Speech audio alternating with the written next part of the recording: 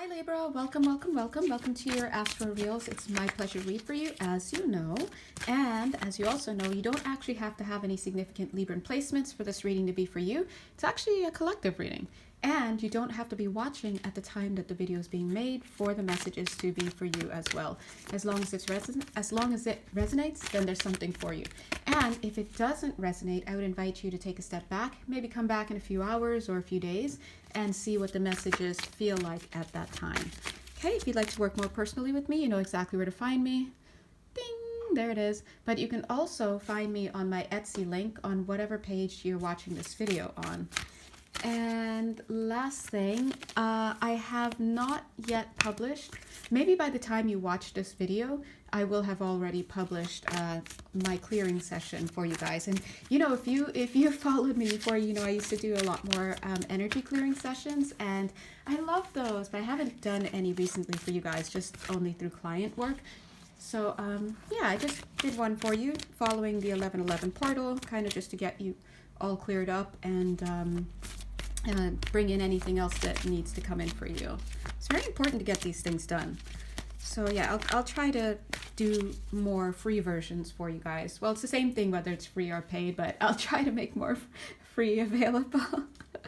All right, so let's jump in, Libra. Already I'm getting Taurus vibes, which makes sense because Libra and Taurus both share the same planetary ruler, Venus, right? And I'm getting right now that there's a lot of movement. There's like a sense of leadership coming from this Venusian energy, this feminine energy. And we know that right now there's a lot of feminine energy in the air, right? We're into autumn and we're going to be heading into winter. And yeah, I was like, wait, winter, anyway, winter, anyway, whatever. You get this. You get the seasons. We're heading into the last two seasons, and these are very yin focused. But what I'm getting right now is that there is a sense of leadership going on within the feminine. So some of you who are, I was just gonna say, I meant to say who are in, but you heard me say go, 2 minutes, 22 seconds, because what was coming out was those of you who are going into twin flame unions or twin flame reunions is what I'm hearing. You're going to be having the feminine do some leadership in whatever's going on. Now, they're showing me that what I just did for you guys, which you guys don't know because it was in the clearing video that I just did before this, but I told you about it.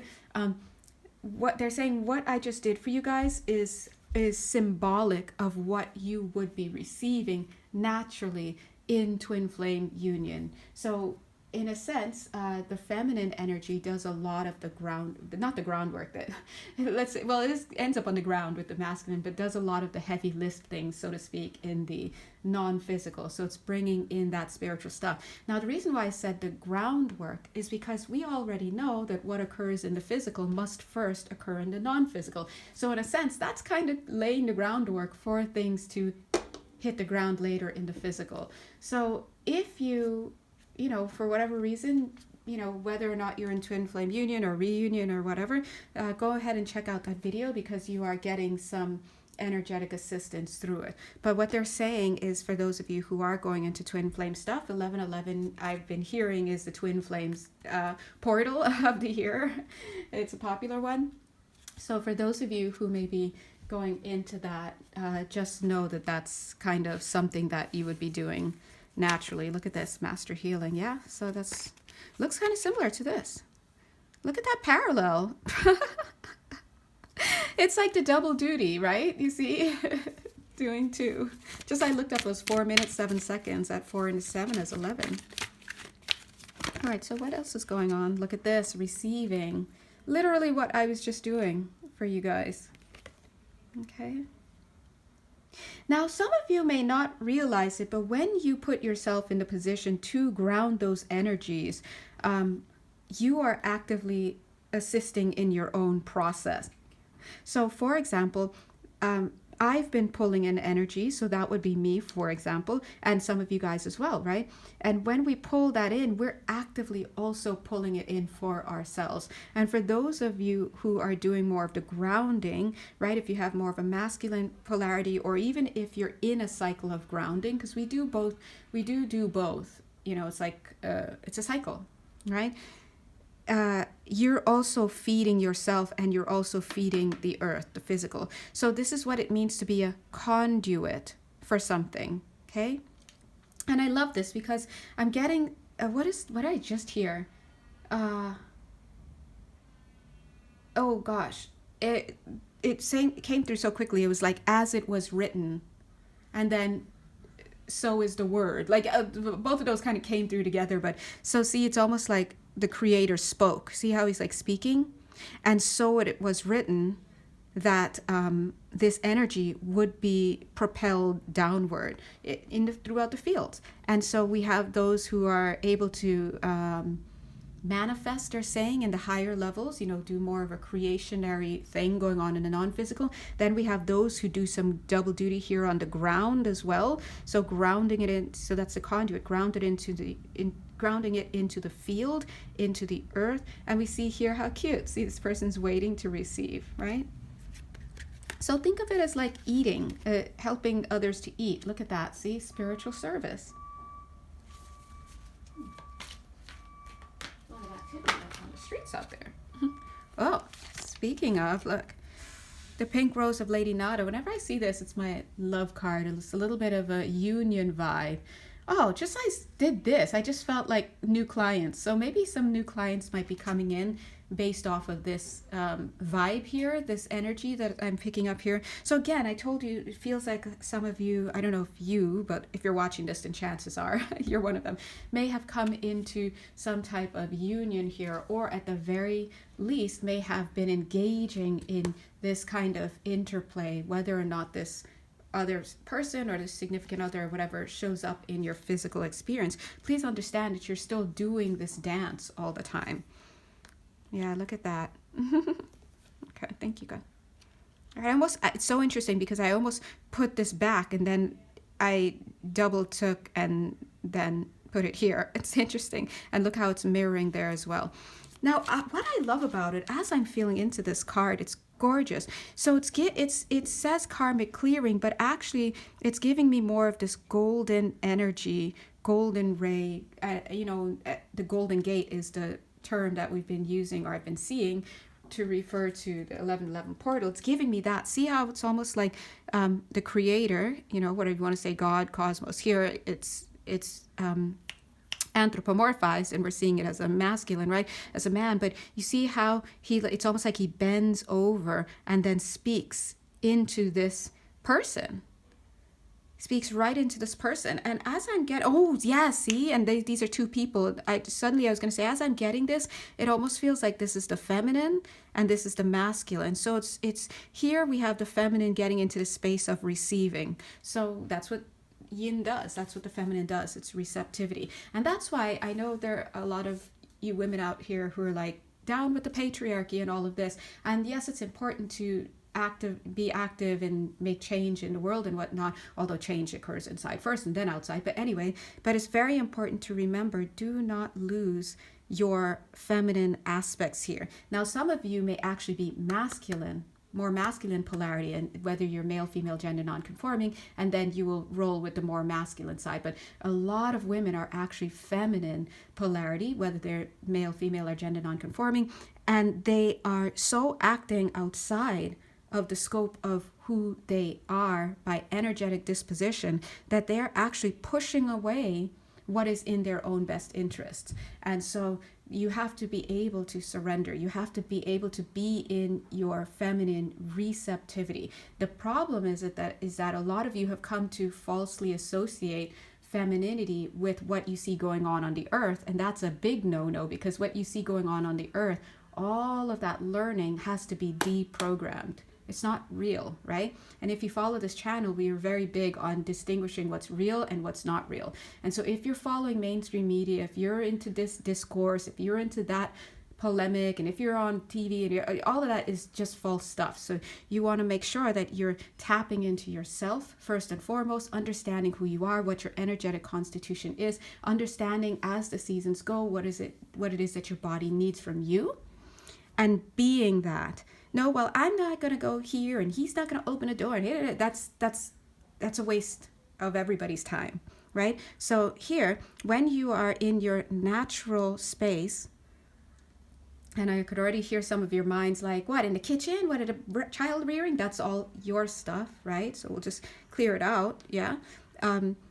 When you're in your natural space for receptivity and you're receiving, then guess what you're able to receive? That yang to your yin. So that's why surrender is very, very important, because it allows you to, boom, move into the next flow of your cycle. And then here we see the masculine, male, female, gender, non-conforming, receiving instructions on how to flow inward and how to be in that giving space. I hope that makes sense, right, to you guys here. And this is just how the energies are flowing. Once that happens, then you can talk about union, you can talk about flow, you can talk about this and that. And remember, just because we're talking words like union and flow and integration and such doesn't necessarily mean you're going to have a man in the bed tomorrow. It doesn't mean your wife is going to show up on the doorstep, or right? This is all alchemical stuff. It's alchemical. And of course, I do feel that some of you will be coming into contact with somebody that maybe, you know, your twin at some point, or your divine counterpart, or just whatever. But I don't even want to go into all of that in this reading, because that's the realm of a personal reading, or for another focus of it on a general reading. But I'm seeing funeral service here for somebody here. Now that may be very specific to what's going on in your 3D reality, and I'm so sorry for your loss if you've lost somebody, or a beloved pet or something like that. But this could also be referring to the loss. Thank you. This is also referring on another level to the loss of instincts, right? So some of you in this space of surrender, some of you are being made to, not to say become babies almost, but it's almost like how babies have to just trust in the divine, to be fed, to be whatever, to all of that, to be loved and seen and protected and held and all of that. It's almost like you have to lay yourself down to become that. And as I looked up, it was 12 minutes, 21 seconds before I add the editing and stuff. It's 12 minutes, 21 seconds. That's 1, 2, 2, 1. That's that yin yang that we're talking about, right? That's that counterpart energy. You have to be able to get past the mindset that you have, the gut reactions, the this and that, the low self-worth, all of that stops you from being able, as a feminine, to being able to surrender wholeheartedly to what's coming in for you. And in the same way, when it's all frequency, by the way, when that energetic frequency occurs, when you trust in the divine, then the divine, whether it's through the divine masculine, through your creator or whatever, gets the signal, and then it's like, it's time. And then he can flow in, because there's no more of this, right? There's no more of that. You have to lay yourself down, and you've got to allow for that energy to come in. And what this other energy that comes in does is it starts, I just heard marries. It marries, okay? So some of you might like that, right? But no, I was going to say it surrenders to being kept, to being held, to being received, right? So a lot of the times, well, all the time, when we are not having what we want, there's resistance there. And there's a lack of readiness. But the readiness and the resistance will always boil down to you trusting in the divine, trusting in the creator. Now, on a physical level, what that looks like could be simply as, oh, you're too busy. You're busy all the time. You're not giving yourself, that's a very young energy. You're always doing. You're always focused on productivity, efficiency, and order, and this and that. You're rigid with your stuff. You're inflexible. You're not listening. Right? But when you allow yourself to be in yin, you take time off. You literally, if you need to sit in the middle of your room or lie down in the middle of the room and do nothing for like 2 hours or 3 hours, no TV, no nothing, you just rest and just close your eyes. Or if you want to do whatever, you have to create that space, because that's an example. Look how this was open. That's how an example of how you create the space and what can come into the space then, right? Think about it. So anyway, I'm just going to go ahead and leave this reading here so it's able to fit snugly under 15 minutes. If you'd like to work more personally, personally with me, you know exactly where to find me. Bye.